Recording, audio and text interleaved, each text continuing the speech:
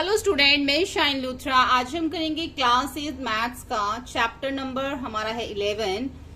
Chapter 11 हमारा direct and inverse proportion, जिसके अंदर हमारी एक्सरसाइज है 11.1। ये हमारा न्यू एडिशन में 11.1 है, लेकिन ओल्ड एडिशन में हमारी 13.1 है।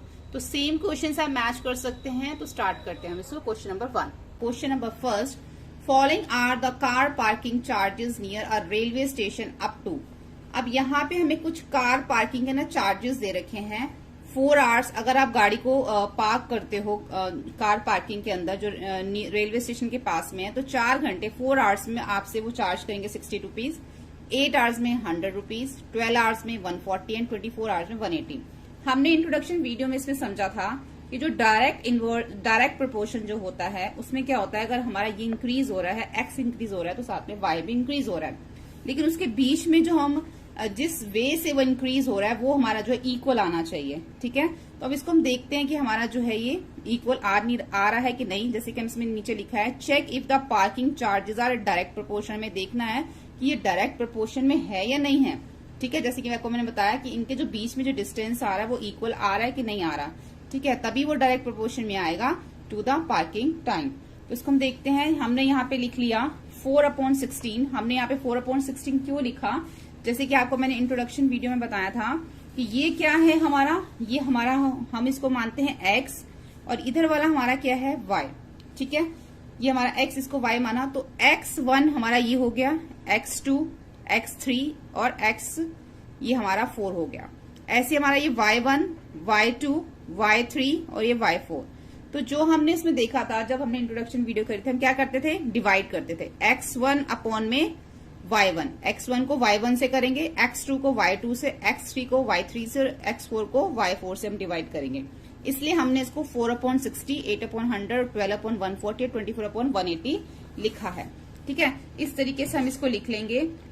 अब हम इसको जो है कट करेंगे। पहले हम 4 से करेंगे, 4 1 जा 4, ये हमारा 15 पे चला जाएगा 4 के टेबल से, तो 1/15 आ गया।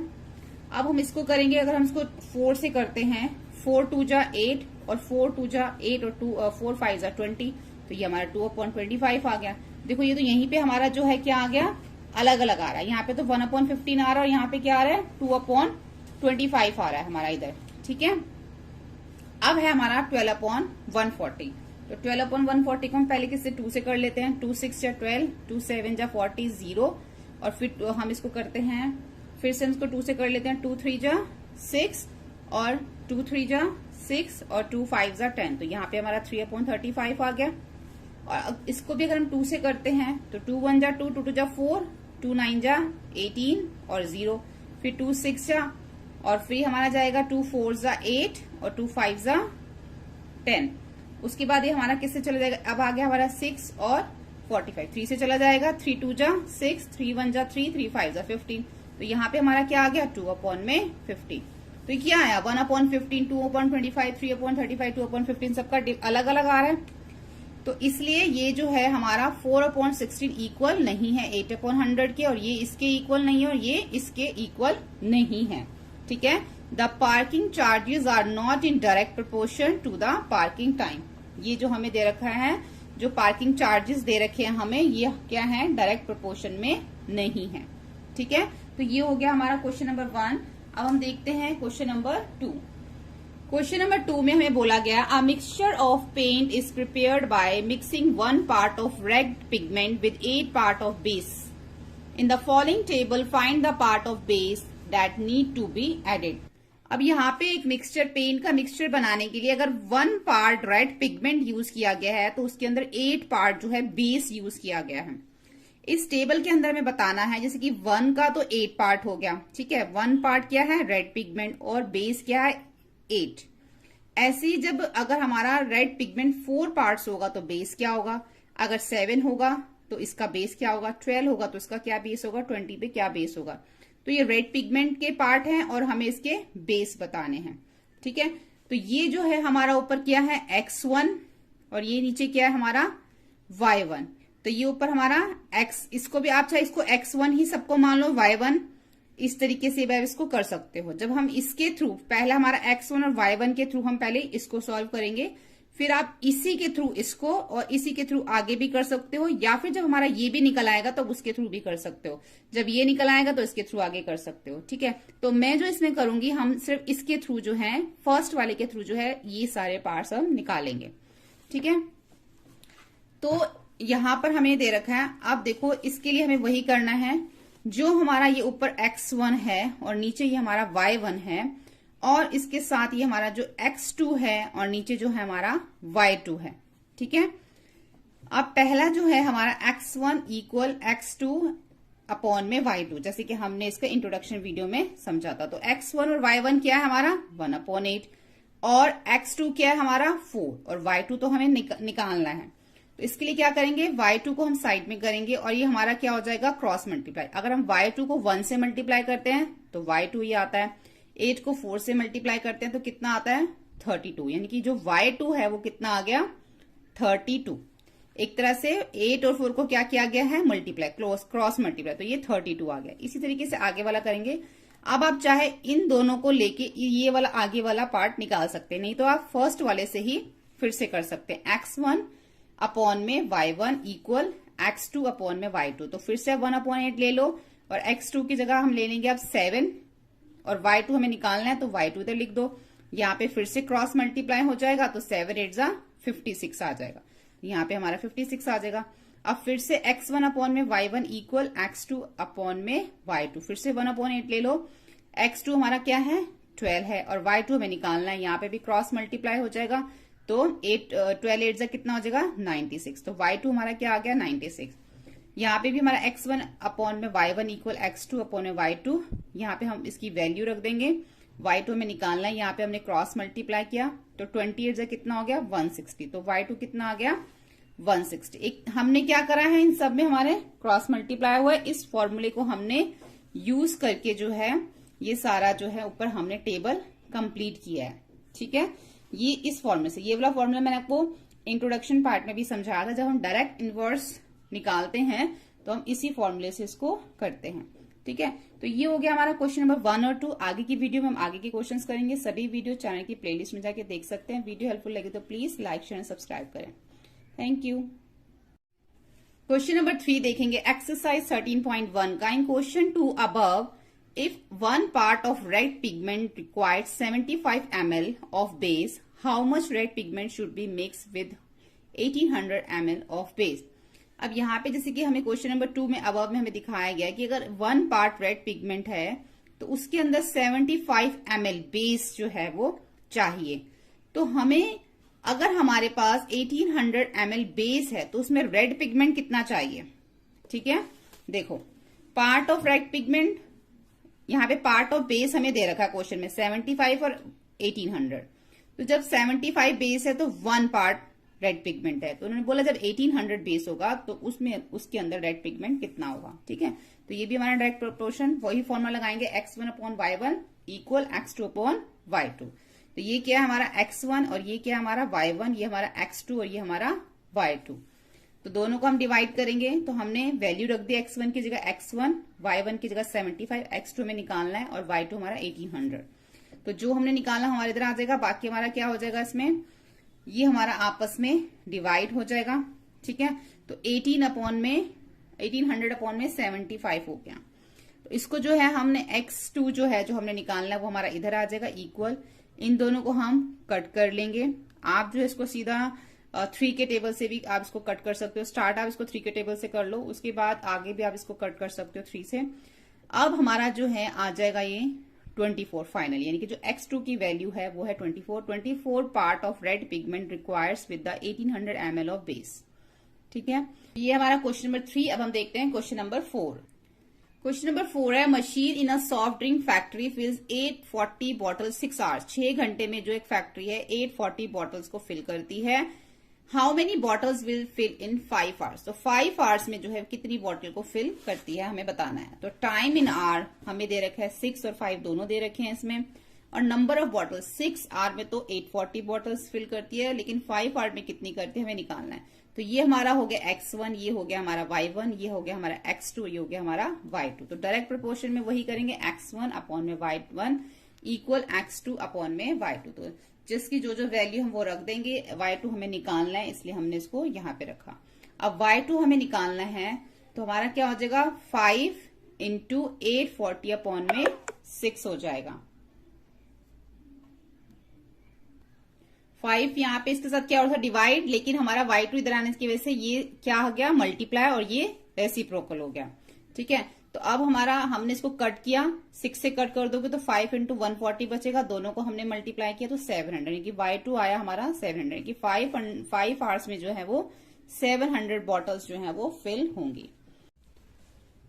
क्वेश्चन नंबर 5 देखेंगे, एक्सरसाइज 13.1 का। क्वेश्चन नंबर 5 हमें क्या कहता है, a photograph of a bacteria enlarge 50,000 time attends a length of 5 centimetre as shown in the diagram. जैसे कि हमें डायग्राम में दिखा रखा है कि जो फोटोग्राफ है बैक्टीरिया की, जब उसको एनलार्ज किया गया, बड़ा किया गया 50,000 टाइम्स, यानी कि जो भी उसका साइज था उससे 50,000 गुना जब उसको बड़ा किया गया, 50,000 टाइम जब उसको बड़ा किया गया, तो उसकी जो लेंथ है ना, ये हमारी कितनी है, यहाँ पे 5 सेंटीमीटर बताई हुई है। ठीक है, जैसे कि हमें डायग्राम में दिखा रखा है। तो what is the actual length of the bacteria, तो बैक्टीरिया की एक्चुअल लेंथ क्या है, एक तो हमें इसमें यही निकालना है। ठीक है, क्योंकि उन्होंने क्या बोला है, जितनी भी उसकी एक्चुअल लेंथ है, फोटोग्राफ ऑफ बैक्टीरिया एनलार्ज, जितनी उसकी एक्चुअल लेंथ थी उसका 50,000 टाइम बड़ा कर दिया, तो उसकी जो लेंथ है वो 5 सेंटीमीटर हमें दिख रही है, तो एक्चुअल लेंथ क्या है वो निकालना है। If the photograph is enlarge 20,000 time, तो what would be enlarge length. अब यहाँ पे देखो, एक तो हमें यही निकालना है, इसकी एक्चुअल लेंथ निकालनी है। दूसरा उन्होंने बोला है कि जैसे यहाँ पे 50,000 टाइम बड़ा कर दिया था तो इसकी लेंथ 5 सेंटीमीटर हो गई थी। अगर इसको 20,000 टाइम एनलार्ज किया जाए तो फिर इसकी लेंथ जो कितनी होगी, यहाँ पे तो 5 सेंटीमीटर थी, तो इसकी जो लेंथ है वो कितनी होगी, हमें ये बतानी कि दो चीजें जो है हमें इसके अंदर निकालनी है, एक एक्चुअल लेंथ और एक ये बताना है कि जब 20,000 टाइम बड़ा हो, अगर इसको एनलार्ज किया जाए तो फिर इसकी लेंथ जो है वो कितनी होगी, वो हमें बतानी है, एनलार्ज लेंथ। ठीक है, तो यहाँ पे जो हम एक्चुअल लेंथ है बैक्टीरिया की उसको हम x मान लेंगे। Let actual length of bacteria be x centimetre. ठीक है, क्योंकि हम इसको निकालना है। तो जितनी भी उसकी एक्चुअल लेंथ थी उसका 50,000 जब उसको इंक्रीज किया गया था तो उसकी एनलार्ज लेंथ कितनी थी, 5 सेंटीमीटर, जैसे कि बताया गया है। तो हमने एक्चुअल लेंथ को x मान लिया है।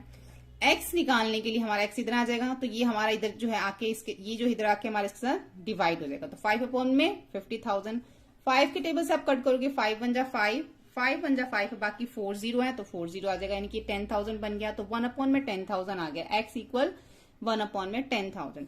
अब 10,000 को हम 10 की पावर 4 भी लिख सकते हैं, क्योंकि जब हम 10 को 4 टाइम मल्टीप्लाई करते हैं तो हमारा वो 10,000 ही होता है। तो हम इसको 10 की पावर 4 भी लिख सकते हैं। अब x इक्वल 10 की जो पावर है -4 कैसे हो गई, हमने इसमें एक्सपोनेंट वाले जब चैप्टर हमने किया था तो हमने देखा था जब हमने इसको ऊपर लेके जाना है तो जो हमारी पावर है वो नेगेटिव हो जाएगी, जैसे कि हमने एक्सपोनेंट पावर चैप्टर में समझा था। अगर इस 10 को हमने ऊपर लेके जाना है तो इसकी पावर नेगेटिव हो जाएगी, तो यहाँ इसलिए यहाँ पे इसकी पावर क्या हो गई, नेगेटिव होगी। तो x क्या हो गया यहाँ पे 10 - 4, तो यहाँ पे x क्या आ गया, इसकी एक्चुअल लेंथ आ गई बैक्टीरिया की, 10 की पावर -4, ये बैक्टीरिया की एक्चुअल लेंथ हमने यहाँ पे निकाल ली। अब यहाँ पे देखो एनलार्ज लेंथ इन हमें उन्होंने एक्चुअल लेंथ निकालने के लिए बोला था, एक तो हमारा यहाँ पे हो गया कि एक्चुअल लेंथ हमारी निकल गई। अब सेकंड उन्होंने बोला था कि जब एनलार्ज फोटोग्राफ 50,000 टाइम जब उसको बड़ा किया गया था तो उसकी सेंटीमीटर में जो लेंथ थी वो 5 सेंटीमीटर थी। तो उन्होंने ये भी पूछा था अगर उसको 20,000 टाइम बड़ा किया जाए, एनलार्ज किया जाए तो सेंटीमीटर में उसकी लेंथ क्या होगी। तो यहां पर हम वही डायरेक्ट प्रोपोर्शन का फॉर्मूला लगाएंगे। ये हमारा x1 है, ये हमारा y1 है, ये हमारा x2 है, ये हमारा y2 है। तो वही वाला फॉर्मूला लगेगा x1 अपॉन में y1 इक्वल x2 अपॉन में y2। तो x1 क्या हमारा 5, y1 क्या हमारा 50,000, x2 क्या हमारा हमें निकालना है और y2 20,000। ठीक है, तो यहां पर हमने x निकालना है इसलिए x हमारा इधर आ जाएगा और यहाँ पे क्या हो जाएगा, ये क्रॉस मल्टीप्लाई 5 इंटू 20,000 अपॉन में 50,000। तो ये 5 से 5 हमारा कट जाएगा, ये 40 से 40 कट जाएंगे, बचेगा क्या सिर्फ 2। तो x2 जो आया वो आया हमारा 2। ठीक है, यानी कि जब 50,000 एनलार्ज किया गया था तो सेंटीमीटर में लेंथ आई थी 5, जब 20,000 एनलार्ज किया जाएगा तो सेंटीमीटर में जो लेंथ आएगी वो आएगी 2 सेंटीमीटर। ठीक है, तो x आ गया हमारा 2, तो एनलार्ज लेंथ हो गई हमारी 2 सेंटीमीटर। ठीक है, ये हो गया हमारा क्वेश्चन नंबर 5। हम करते हैं 6। क्वेश्चन नंबर 6 देखते हैं। In a model of a ship the mast is 9 centimetre high. देखो यहाँ पे हमें ये दो शिप है, एक तो हमारा एक्चुअल जो शिप है ओरिजिनल, एक है यहाँ पे मॉडल। मॉडल के अंदर जो ऊपर आपने देखा होगा एक पोल लगा, शिप के अंदर एक पोल लगा होता है यहाँ पर, जिसके साथ एक कपड़ा सा जो है ना यहाँ पे फ्लैग या कपड़ा कह लो जो साथ में लगा होता है, उसको हम बोलते हैं मास्ट। तो यहाँ पे क्या बोला गया है, in a model of a ship, ये जो हमारा मॉडल है शिप का, इसके अंदर जो मास्ट है, ये जो मास्ट है इसकी जो लेंथ हमें, हाइट जो हमें दे रखी है वो दे रखी है 9 सेंटीमीटर। ठीक है, while the mast of actual ship is, जबकि जो हमारा एक्चुअल शिप है उसकी जो मास्ट की जो हाइट दे रखी है वो 12 मीटर है। ठीक है, if the length of ship is 28 metre, अगर इसकी लेंथ 28 मीटर है एक्चुअल शिप की, तो हमें मॉडल शिप जो है उसकी लेंथ निकालनी है। इसकी हमें इसकी जो है इस मास्ट की हाइट दे रखी है, मॉडल वाले की भी और एक्चुअल वाले की भी, लेकिन एक्चुअल वाले की हमें यहाँ पे लॉन्ग यानी कि लेंथ दे रखी है, जबकि हमें मॉडल वाले की लेंथ नहीं दे रखी है, हमें वो निकालनी है। तो ये भी इसको भी हम डायरेक्ट प्रोपोर्शन के फॉर्मूले से करेंगे। Length of model in centimetre 9 दे रखी है हमें, मास्ट की जो दे रखी है, और इसकी जो है, और इसकी जो एक्चुअल लेंथ दे रखी है, एक्चुअल जो हमारा शिप है उसकी जो हमें दे रखी है वो है हमारी 12 मीटर। ठीक है, ये हमारी सेंटीमीटर में है, ये हमारी मीटर में है। तो ये हमारी क्या है, हाइट है जो हमें इन्होंने यहाँ पर दे रखी है, यानी कि हाई मतलब कितनी उसकी हाइट है। अब हमें उसकी लेंथ निकालनी है। देखो इसकी जो लेंथ हमें नहीं दे रखी मॉडल वाले की, वो हमें निकालनी है, इसलिए इसकी x2 हो गया, और जो दे रखी है वो 28, यानी कि x1 y1 x2 y2। तो x1 अपॉन में y1 इक्वल x2 अपॉन में y2। उसी फॉर्मूले से करेंगे तो x1 हमारे पास 9 है, y1 हमारे पास 12 है, x2 हमें निकालना है और y2 हमारे पास 28 है। तो जो हमें निकालना है वो उसको हम लिखेंगे साइड में, और यहाँ पे ये दोनों आपस में क्रॉस मल्टीप्लाई हो जाएगा, 12 हमारा नीचे अपॉन में। तो इसको आप जो है 2 के टेबल से भी कट कर सकते हो, 3 के टेबल से भी आपका कट हो जाएगा। तो यहाँ पर आपका जो x2 है वो आ जाएगा आपका 21। ठीक है, तो यहाँ पे जिसको कट किया गया 3 के टेबल से, 3 3 जा 9 और 3 4 जा 12, उसके बाद 4 1 जा 4, 4 7 जा 28, 7 3 जा 21। तो x क्या आ गया हमारा 21, यानी कि जो इसकी ये लेंथ है ये कितनी है 21। ठीक है, क्वेश्चन नंबर 7 देखते हैं, एक्सरसाइज 13.1 का। Suppose 2 kg of sugar contain 9 into 10 की पावर 6 क्रिस्टल्स। अगर यहाँ पे उन्होंने बोला सपोज करो कि अगर 2 किलो चीनी है, 2 kg शुगर है, तो उसमें 9 into 10 raise to the power 6 उसके अंदर इतने क्रिस्टल हैं। क्रिस्टल मतलब जो छोटे छोटे चीनी के दाने होते हैं, कितने में 2 kg चीनी में इतने जो है वो क्रिस्टल्स हैं।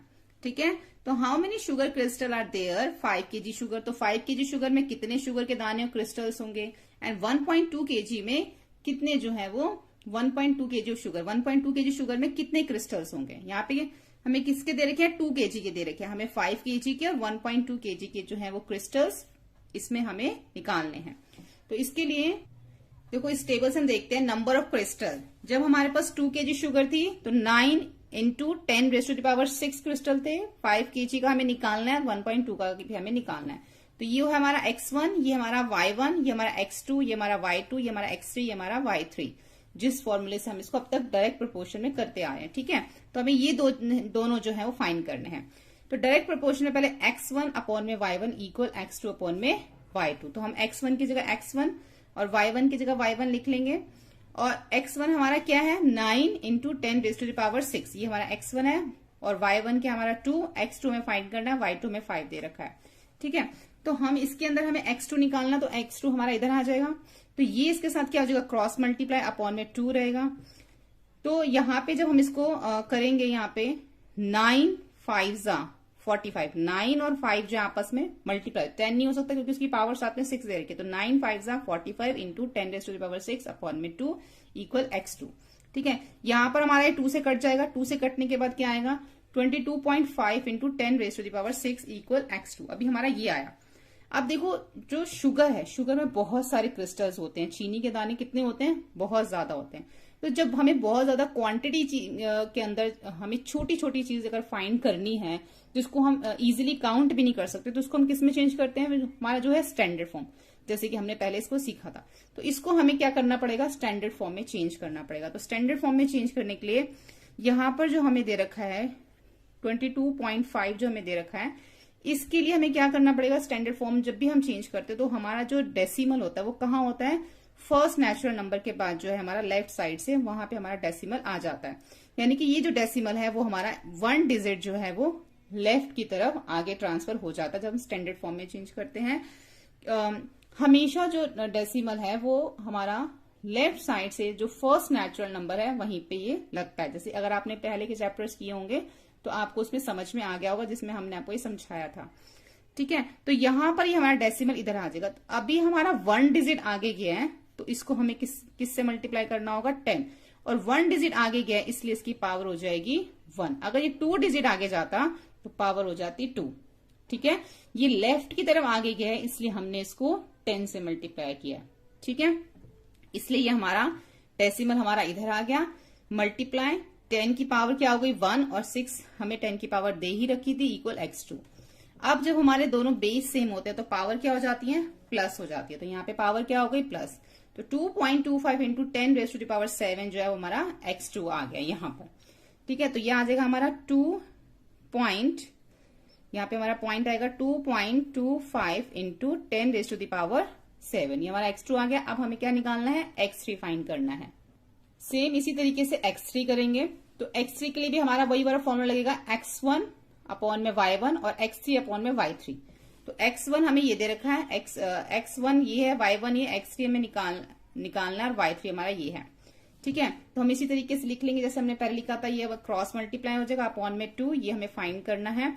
तो यहां पर देखो, यहाँ पे क्या होगा, ये डेसिमल हट जाएगा, नीचे हमारी 1 डिजिट 1 0 आ जाएगी, 10 आ जाएगा। ठीक है, तो यहां पर हमारा जो यहाँ पे हम इसको कट कर लेंगे, आप इसको 2 से भी कट कर सकते हो, 2 1 जा 2, 2 6 जा 12 हो जाएगा। फिर ये हमारा क्या हो जाएगा, ये फिर हमारा जा सकता है 2 से, फिर जा सकता है यहाँ पे, अगर इसको हम 2 से कट करते हैं तो हमारा 2 6 जा क्या आ जाएगा 12।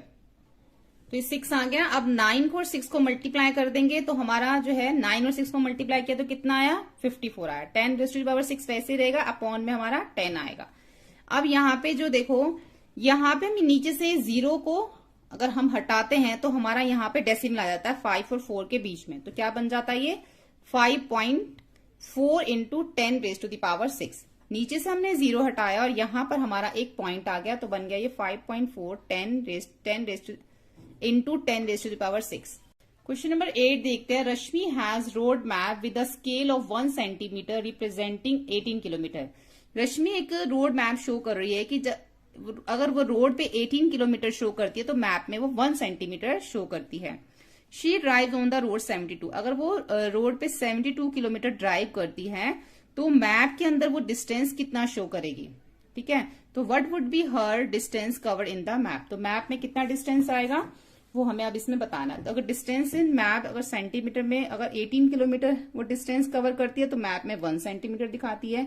तो अगर वो 72 किलोमीटर अगर डिस्टेंस कवर करती है रोड पे तो मैप में कितना दिखाएगी। तो वही डायरेक्ट इनवर्स, x1 अपॉन में y1, x2 अपॉन में y2, 1 अपॉन 18, x अपॉन में 72, x हमें निकालना है। तो ये हमारा क्या हो जाएगा, डिवाइड हो जाएगा, ये कि 72 अपॉन में 18 हो जाएगा, 18 4 जा 72, तो कितना आ जाएगा, x2 हमारा कितना आ जाएगा 4। यानी कि अगर वो रोड के ऊपर 72 किलोमीटर डिस्टेंस कवर करती है तो मैप में वो दिखाएगी 4 सेंटीमीटर। ठीक है, बहुत ही सिंपल था। तो hence distance cover in map is 4 centimetre. Question number 9 देखेंगे, एक्सरसाइज 13.1 का। A 5 metre 60 centimetre high vertical pole cast a shadow 3 metre and 20 centimetre long. Find at the same time the length of shadow cast by the another pole 10 meter 50 centimeter high. The height of the pole which cast a shadow 5 meter long. देखो यहाँ पर एक जो है 5 metre 60 centimetre height का एक vertically पोल है जिसकी जो है यहाँ पे शेडो बनती है 3 मीटर 20 सेंटीमीटर की शेडो बनती है। तो find at the same time हमें बताना है, अगर जो यहाँ पे पोल है 10 मीटर 50 सेंटीमीटर है तो उसकी शेडो कितनी जो है वो लॉन्ग होगी वो हमें बतानी है। साथ में हमें ये भी बताना है द हाइट ऑफ द पोल। अगर शेडो 5 मीटर है तो पोल की हाइट क्या है। एक जगह पे हमें शेडो की हाइट निकालनी है और एक जगह पे हमें शेडो की हाइट दे रखी है, हमें पोल की हाइट फाइंड करनी है। तो यहाँ पे देख लो the length of pole in metre. यहाँ पे जब हमारी लेंथ ऑफ शेडो, हमें जब पोल की लेंथ 5 मीटर 60 सेंटीमीटर दे रखी थी तो उस टाइम शेडो 3.20 थी, और जब पोल की लेंथ 10.50 है तो हमें शेडो की लेंथ निकालनी है, और जब शेडो 5 है तो हमें पोल की लेंथ फाइंड करनी है। तो डायरेक्ट प्रोपोर्शन से करेंगे हम। तो सबसे पहले हम फाइंड करेंगे the length of the shadow cast by the another pole 10 metre 50 centimetre high. तो x1 अपॉन में y1 इक्वल x3 अपॉन में y3। अब जो हमें सबसे पहले क्या करनी है, the length of shadow, shadow जो है हमें शेडो की जो है लेंथ हमें इसमें फाइंड करनी है। तो मैं x1 कितना दे रखा है 5.60, y1 3.20 और जो हमारा x2 हमें दे रखा है और y2 हमें फाइंड करना है इसके अंदर। ठीक है, तो हमारा y2 इधर आ जाएगा, ये जो है दोनों आपस में क्रॉस मल्टीप्लाई हो जाएंगे, ये डिवाइड में आ जाएगा। अब जितनी भी हमारी डेसिमल्स है उसको हटा के नीचे हम 0 लगा देंगे। यहां से हमने डेसिमल हटाया, अपॉन में 20 आ गई। जब हम ऊपर से डेसिमल हटाएंगे तो नीचे 20 आएंगे, जब नीचे से हटाएंगे तो ऊपर 20 आएंगे। ठीक है, क्योंकि हर 2 डिजिट के बाद यहाँ पे डेसिमल लगा हुआ है। तो 10 से 10 कट जाएगी, ये 20 से 20 कट जाएगी, 10 से 10 कट हो जाएगी। बाकी जो कटेगा उसको हम 2 से हम इसको कट कर सकते हैं। ठीक है, 2 से और हमारा ये कट हो जाएगा, 3 से भी हो जाएगा। उसको कट करने के बाद हमारा आएगा y2 आएगा 6। ठीक है, तो यानी कि जो y2 है वो हमारा क्या आया 6। यानी कि जब पोल की लेंथ 10.50 है तो हमारी जो शेडो बनेगी वो बनेगी 6 मीटर। ठीक है, तो ये कौन से टेबल से हमने कट किया है, 7 के टेबल से किया है। 7 8 जा 56 और 7 1 जा 7, 7 5 जा 35। तो यहाँ 15 आ गया, यहाँ नीचे आ गया 8, फिर 8 से कट किया इसको, 8 1 जा 8, 8 4 जा 32। तो यहाँ पे और क्या बचा हमारा यहाँ पे, अब यहाँ पे हमारा 15 और ये हमारा है 4। 15 4 जा क्या हो जाएगा 60, 60 अपॉन में 10, 0 से 0 कट जाएगी, बचेगा 6। ठीक है, इसलिए हमारा आया 6 मीटर। नेक्स्ट देखते हैं इसका। अब हमें जो है यहाँ पे पोल की लेंथ निकालनी है, शेडो की हमें दे रखी है। सेम उस वैसे ही करेंगे, x1 अपॉन में y1, x3 अपॉन में y3, 5.60 3.20, x3 हमें निकालना है, y3 हमें 5 दे रखा है, s3 निकालना, ये क्रॉस मल्टीप्लाई हो जाएगा और नीचे आ जाएगा 3.20। यहां से हमारी जो डेसिमल्स हटेंगी साथ में हमारी 0 आ जाएंगी, ऊपर से डेसिमल हटेगी तो नीचे 2 0 आ जाएंगी, नीचे से हटेंगी तो ऊपर 2 0 आ जाएंगी। ठीक है, ये 20 से 20 कट हो जाएगा, 10 से 10 कट जाएगा। ये जो है हमारे कौन से टेबल से कट जाएगा, 4 के टेबल से, 8 के टेबल से। 8 4 जा 32 और 8 7 जा 56। ठीक है, और जो हमारा साइड में ये 5 था इसको 7 5 जा 35 अपॉन में क्या आ जाएगा 4 इक्वल x3। अब इसको जो है यहाँ पे डिवाइड करेंगे, 4 को 35 से जो आएगा 8.75 डिवाइड करने के बाद, यानी कि जो हमारा x3 आया 8.75 आया। यानी कि जब शेडो हमारी 5 मीटर है तो पोल की लेंथ होगी हमारी 8.75। ठीक है, hence the length of pole is 8.75 metre when length of the shadow is 5 metre. तो ये हो गया हमारा क्वेश्चन नंबर 9। क्वेश्चन नंबर 10 देखते हैं। क्वेश्चन नंबर 10 है, loaded truck travels 14 kilometre in 25 metres. एक लोडेड ट्रक है जो 25 मिनट में 14 किलोमीटर ट्रेवल करता है। अगर ये सेम स्पीड अगर इसकी रहती है तो हमें बताना है 5 आवर्स में कितने किलोमीटर ये ट्रेवल करेगा। ठीक है, तो यहां पर हम डिस्टेंस ट्रेवल इन किलोमीटर 14 में 14 यहाँ पे किलोमीटर ट्रेवल करता है, कितने आवर्स में ट्रेवल करता है 25 मिनट्स में। तो हमने यहाँ पे 25 अपॉन में 60 कर दिया, क्योंकि 1 आवर में 60 मिनट्स होते हैं ना, इसलिए 25 अपॉन में 60 कर दिया। और यहाँ पर जो 5 आवर्स में कितने किलोमीटर ट्रेवल करेगा हमें वो बताना है। तो डायरेक्ट प्रोपोर्शन से ही करेंगे हम, x1 अपॉन में y1 और x2 अपॉन में y2। ठीक है, यही सेम वाले उसी फॉर्मूले से अभी तक हम जितने भी करते आ रहे हैं इसमें क्वेश्चंस। हमारा x1 ये है, y1 ये है, x2 पे फाइंड करना है, y2 हमारा ये दे रखा है। ठीक है, तो ये क्या है, यहाँ पे हमने अगर x2 फाइंड करना है तो यहाँ पर ये हमारा हो जाएगा, ये 14 अपॉन में 25 अपॉन में 60 है तो ये हमारा हो जाएगा रेसिप्रोकल। ठीक है, तो 14 अपॉन में ये 16 और अपॉन में 25 आ जाएगा इक्वल x2 अपॉन में 5। तो ये आ गया हमारा 40। अब हमें x2 फाइंड करना है तो यहाँ पे इसके साथ हो जाएगा cross multiply 14 into 60 into 5 upon में 25। अब ये 5 से 5 हमारा कट जाएगा। आगे आप इसको काट सकते हो, 5 से जब हमने इसको काटा 5 5 जा 25 आ गया, और यहाँ पे भी हमने इसको 5 से कट किया तो ये 12 आ गया, फिर 5 से 5 हमने काट दिया इसको, तो बचेगा क्या इसमें 12 और 14। 12 और 14 को मल्टीप्लाई किया तो 168। एक्स क्या आ गया हमारा, x2 आ गया 168। यानी कि जब 5 आवर्स अगर वो ट्रेवल करता, 5 आवर्स अगर वो ट्रेवल करता है तो उसमें 168 किलोमीटर जो है वो ट्रेवल करेगा 5 आवर्स के अंदर। ठीक है, तो यहाँ पर हमारा क्वेश्चन नंबर 10 कंप्लीट हो जाता है, एक्सरसाइज 13.1 कंप्लीट हो जाती है। होपफुली आपको ये वीडियो हेल्पफुल लगा। वीडियो हेल्पफुल लगे तो प्लीज लाइक शेयर सब्सक्राइब करें। Thank you.